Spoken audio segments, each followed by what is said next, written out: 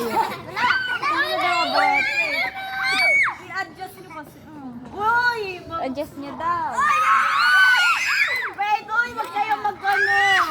Okay lang naman ba sa maliligo tayo? Ayan na. Si Janet yata yung maliligo ah. I-adjust nyo! Pag tumatagilid, Si Janet yung maliligo. Ano sabi ko? Si Sean, di ba?